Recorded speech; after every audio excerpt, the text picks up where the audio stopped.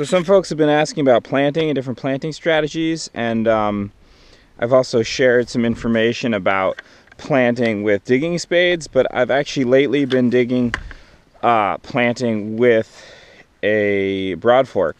Some people call it a U-bar, and I think it's actually more appropriate in some situations. In many situations, actually. It's a little bit of work, but I think it's worth it. So I just want to show folks kind of how we do that. I'm planting pears, putting in another like 8 or 9 pears today. I put in about that many the other day. Just doing a fall planting here, great time of year to plant. And this is an area that's a little bit wet. It's growing some seaberry, which we're not really tending to because it's a little bit of like a zone 3 here. But that'll be a nice understory under the pears. The pears are what we really see are doing well in this part of the site. So putting more in. I like the approach of putting everything kind of everywhere and see what really likes it where. In our climate, that seems really key, because even where you think certain things are going to do well, they don't. So we're now in year 3 here, and I've gotten to see what's doing well over for 3 growing seasons. So it's now telling me, okay, put more of this in this area. And this is a little bit wetter. There's good fertility here, but the pear doesn't mind it a little bit on the wetter side. I've got a lot of Pyrus usuriensis in, and this is actually Pyrus communis. I want to mix it up. I've got hundreds of Pyrus usuriensis in, and they seem like they're going very well. But I want to add some to the mix. So here's Meadowcreature Broadfork. Really great tool, and you can loosen very deeply with it. So what I like doing is just actually clearing the sod.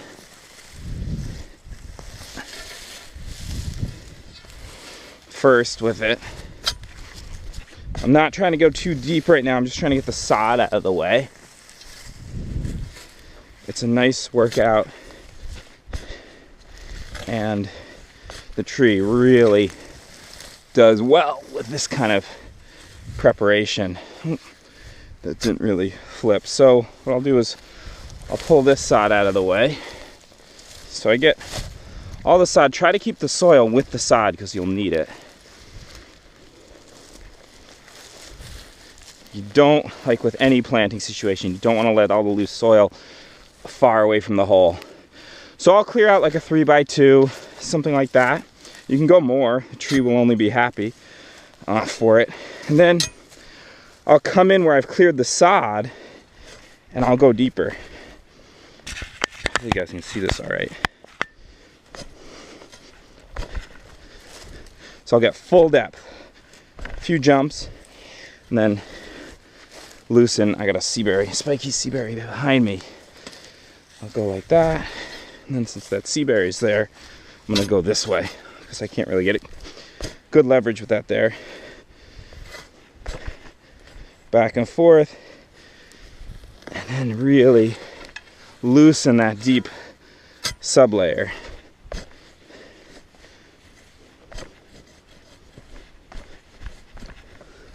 Starting to hit a little rock there.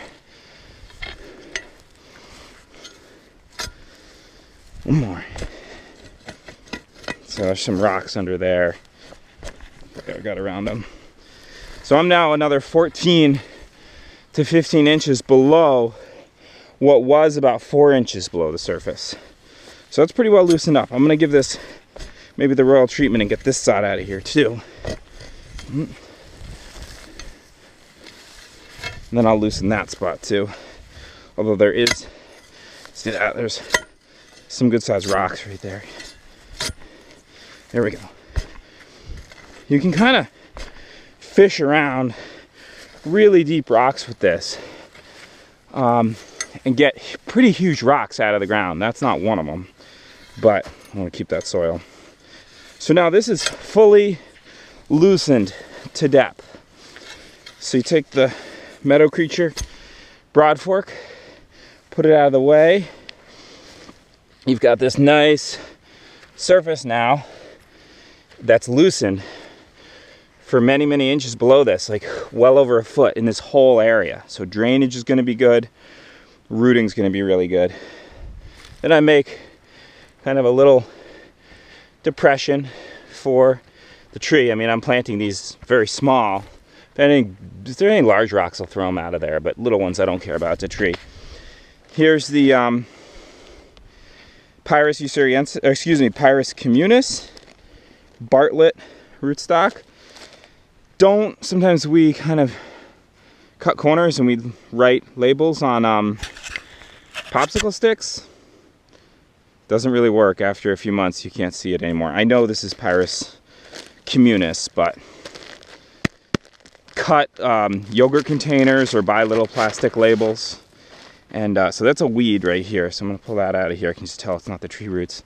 If there's any real circling tree roots, pull them out.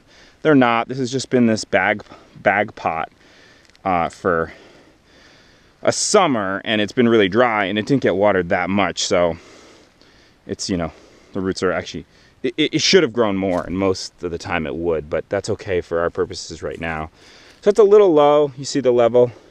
I'll raise it up a little, although we'll mulch a lot. Roots really came apart there, but that's not a big deal. Put a little more in there. And then I'll put, there's no graft, so I'm not, I don't have to position this particularly in orientation to sunshine or wind, which you would if it was grafted. You would want to take that into account. So I'm going to just support it a bit here. Roots are spread out, if there are many to spread. You can see that's the height, so I'm going to get up to that height. You'll see in a second. This is probably the most common mistake I find when people haven't planted a lot of trees and then live with the trees to see how they do, is they don't pack the soil in enough. It's not destructive compaction to just pound the soil in a little bit like this. If you don't pack it down, there's air, roots don't like air, and the plant can topple over. So that's in, nice and vertical. Now we'll take some compost. This is a $10, you know, hole for a $2 tree type of approach. We don't plant this way when we're planting seedlings by the hundreds, that's for sure. It's just, it would take too long. I mean, if you could, great. The more compost, the better. But I do about 2 to 3 shovelfuls of compost on top. I like to have that in the top half of the hole. I'm not a huge anal about not, you know, some people won't let any compost in the bottom of the hole. I think wherever in the hole is fine, but there's a lot of theory out there, and apparently some research says don't fill the hole with compost, only top dress, because the roots could want to stay in that area for the long haul. I don't know. I'm not convinced, but maybe that's true. So then, now I'm just going to mix this up a little. So that's nice top dressing. That's our nutrition for this tree to get a good start. It's not necessary, but it's just going to get you above deer browse that much faster, get you towards production that much faster. It's going to make that much of a happier tree. So then I will make sure it's pretty nice and compacted. I have some amendments here. This is mostly just lime, and I find it's nice to have a little bit of lime in this general area. That will help with growth over the long run. Just kind of amending the area. And this also has a tiny bit of sulfur in here, as well as a little bit of azomite and green sand. So then, this marker I'll use in a second. Kind of just mix this up a little. I mean, this is kind of doing the full treatment for you. I usually do this a bit faster when I'm not explaining it, but when I show people. So then I'll put this sod upside down in such a way that it makes a watering ring, so water stays in this area. Right. Now, if you're in a really wet spot, you want to plant what we say high and dry. And if you're really dry, you plant low and wet. You're trying to, you know, plant low where it's dry, plant high where it's wet. This is pretty mesic, pretty even, so I'm not worried about too much. I'm allowing for the height of quite a bit of wood chip mulch, which I'm not going to add right now in this demo, but it will get added in the next few weeks. going to do all the trees at once. I'm not just going to mulch one tree because I'm going to get the tractor and get, you know, like 6 yards of mulch when I go get mulch. So some of the soil, it's good here. I'll leave in this upside down sod. It will tend to die. And so this will get wood chip mulched, and ideally burlap or cardboard under the wood chips in this area for at least, let's say, 18 inches on all sides of the tree. 2 foot, 3 foot's even better. Whatever you have at hand. I used to have a lot of burlap, now I don't, so I dumpster dive cardboard. That works too. The one thing to be aware of with cardboard is that you can drought out your plant, because cardboard actually sheds water. I mean, you can live in a cardboard box, like you'll stay dry in under cardboard if you lap it like a roof. So you want to lap it the opposite way of a roof shingle, and you want to cut it in such a way that water really gets to the base of the tree. I've never seen a tree droughted out from cardboard, but it seems like it would be possible.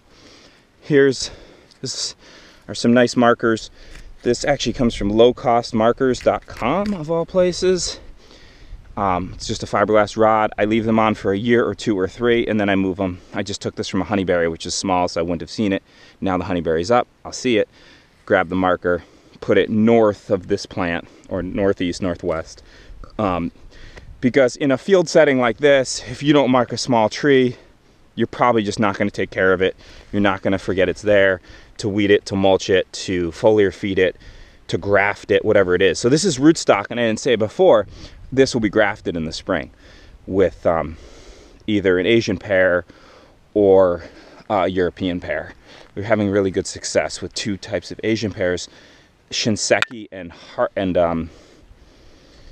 one other that I forget, starts with an H, I'm blanking on right now, but the Shinseki is producing for us very quickly, and it's very hardy, it seems. It survived our coldest winter, and one of the coldest winters in 100 years, in its first winter in the ground. So that's the process. This watering ring is a little bigger than needed, but this will settle right down. The idea is sod is our enemy. We want to kill the sod. We want to add woody fungal material. We want to feed the tree with nitrogen and other micronutrients and get this thing up out of deer browse as soon as possible. And out of the weeds too, so it starts shading itself. So that's the idea. Meadowcreature, the Meadowcreature Broadfork, is the best Broadfork I've used, save for some custom designs, but best one that you don't have to weld up yourself, that's available in the United States. It's strong enough, it's not going to break. The other ones I've seen, there's one out there that has wooden handles, and it goes from wood to metal here. That's a weak link. Look how strong this is, the way this is designed. This metal comes up for strength, and it's all welded. It's pretty indestructible. I've pulled, can't see it now, but 100-pound rocks out of the ground with this, no problem, which you'll need to do in some situations.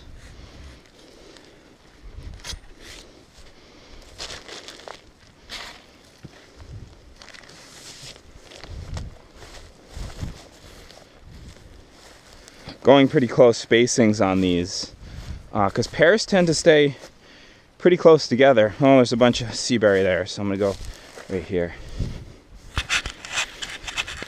Here's a little demo. I'll just go through the process now without talking. It's more enjoyable. You get to see it a little at the right pace.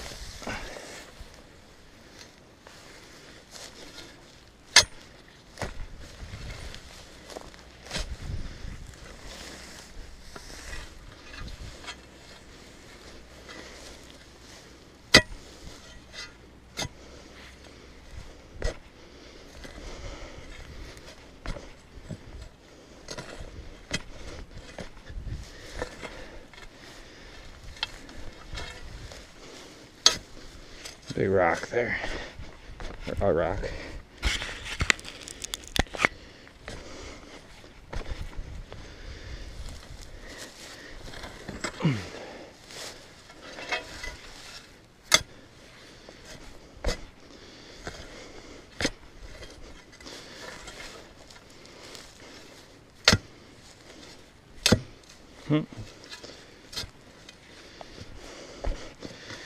Well, that's a good sized rock. Maybe I can loosen it.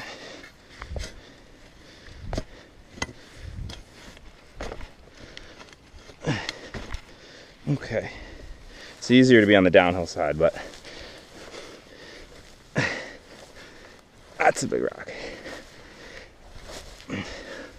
Okay, so I'm probably not gonna get that out, but at least I've loosened it, so the tree roots are more able to get underneath it.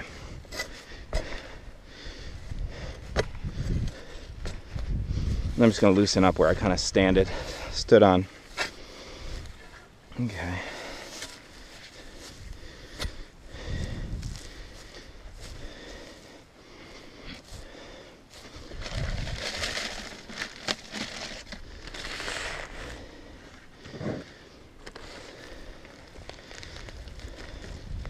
Here's a grafted one. This I grafted in the spring. I'll just show you there's a little bit of a different consideration when you have a tree that's already grafted.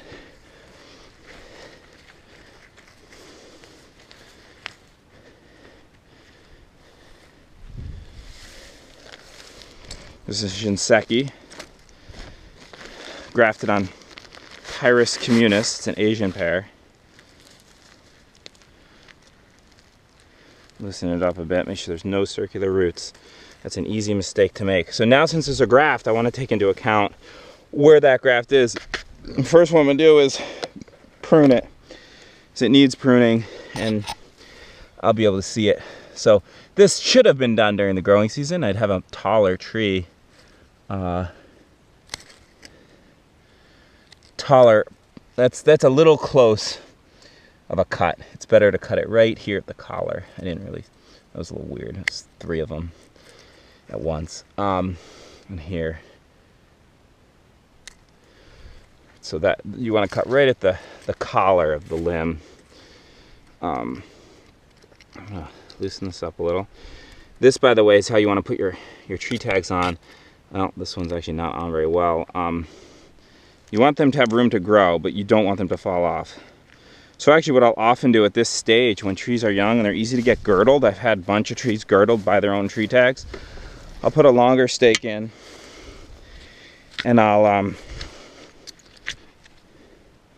look for a nice spot that's deep, and I'll put the tag on the rod, because this rod's going to be here at least 2 years probably till this tree gets up a bit. So I'll get that nice and on there. Try to have it stay about here. It probably will sink to the ground. That's fine. I'll find it later. I'll also know probably that it's a Shinseki, because that's what I'm doing a lot of, but at the same time, you know, I'll probably start doing at least one other Asian pear. So that's there. We just don't want it to blow off the top.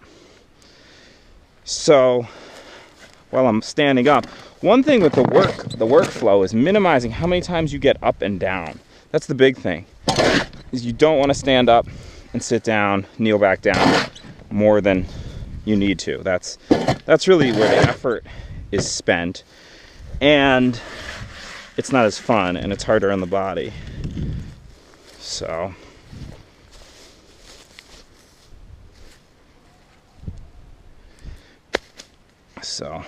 all right, so I'm done pruning. Put the pruners away. Let me look at that graft union now. And I want to orient it for strength. And the weakest part of the graft unit, in my experience, is kind of the top where it's connected versus the bottom. It tends to, like this graft is going to tend to break by the tree going this way. So I'm going to face that to the east, where we have the least amount of wind stress coming from. And then I'm just going to mix together the amendments and the compost. All nice and in. The rest will get rained down. It's going to move downhill through all the rains.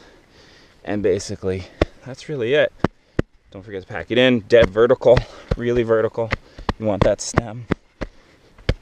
You want the overall balance of the tree to be vertical. One thing too I didn't mention before, but what I'm finding out is the Pyrus usuriensis is really deer proof, it seems, or deer resistant. They don't want to touch it, and they haven't been at all here. Now, some of you and most of you are going to have more deer pressure than we do. They totally could, but it's definitely not very preferable compared to most pears I found, and certainly nothing like apples.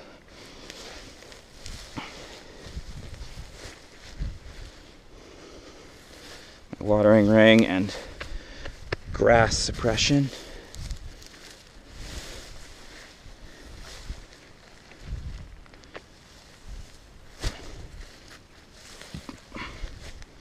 Nice to, if you're not putting a bunch of compost in the hole, you're gonna run short of soil, so you really want to, you know, shake the soil off your sod. That's key.